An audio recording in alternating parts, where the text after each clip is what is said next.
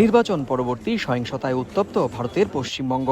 বুধবার স্থানীয় সময় রাতে কলকাতা থেকে ফেরার পথে মধ্যমগ্রামের দোহারিয়ায় শুভেন্দু অধিকারীর ব্যক্তিগত সহকারীর গাড়ি লক্ষ্য করে গুলি করে দুর্বৃত্তরা। এতে ঘটনাস্থলেই নিহত হন চন্দ্রনাথ রথ, গুলিবিদ্ধ হন চালক বুদ্ধদেব বেরা।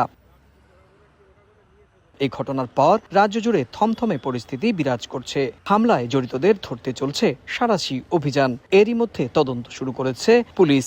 নিযুক্ত করা হয়েছে রাজ্য পুলিশের সিআইডি টিমকেও। হামলাকারীদের শনাক্তে সিসিটিভি ছবি বিশ্লেষণের পাশাপাশি বিভিন্ন আলামত সংগ্রহ করছে নিরাপত্তা বাহিনী। হামলায় জড়িত সন্দেহে এরই মধ্যে ৩ জনকে জিজ্ঞাসাবাদ করা হচ্ছে। পূর্ব পরিকল্পিত ঠান্ডা মাথায় এই খুন সংগঠিত করা হয়েছে।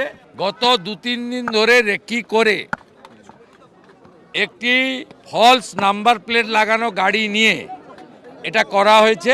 শুভেন্দু অধিকারীর ব্যক্তিগত সহকারী হত্যার ঘটনায় বিজেপির সন্দেহের তীর মমতার দলের দিকে। তবে তৃণমূল এই হত্যাকাণ্ডের তীব্র নিন্দা জানিয়েছে। নির্বাচন পরবর্তী সব হত্যার ঘটনার তদন্তের আহ্বানও জানিয়েছে দলটি।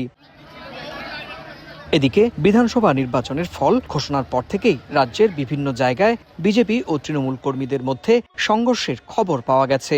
পশ্চিম বর্ধমানে তৃণমূলের পার্টি অফিসে ভাঙচুর করা হয়। প্রাণহানির পাশাপাশি বাড়িঘরেও চলছে হামলা ভাঙচুর। 15 বছর মানুষকে যারা অত্যাচার করেছে, আমাদের উপরে যে অত্যাচার খুন খারাপি করেছে, সেই মানুষের মধ্যে কিছু ক্ষোভ আছে, এটা বেরিয়ে গেছে। কোনো হিংসা অত্যাচার চলবে না। রাজনৈতিক সহিংসতার ঘটনায় এরই মধ্যে কয়েকশো ব্যক্তিকে গ্রেপ্তারের কথা জানিয়েছে পুলিশ।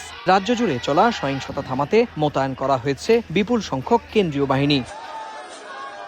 এদিকে পশ্চিমবঙ্গে প্রথমবার সরকার গড়তে চলেছে বিজেপি। বিধানসভায় দলনেতা ঠিক করতে দফায় দফায় চলছে বৈঠকও। পশ্চিমবঙ্গের মুখ্যমন্ত্রী পদে সবচেয়ে বেশি আলোচনায় শুভেন্দু অধিকারী। রাজ্যের গত কয়েক বছর ধরে তিনি বিজেপির প্রধান মুখ।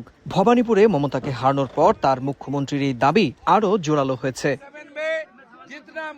সুব্রত আচার্য, সময় সংবাদ, পশ্চিমবঙ্গ, ভারত।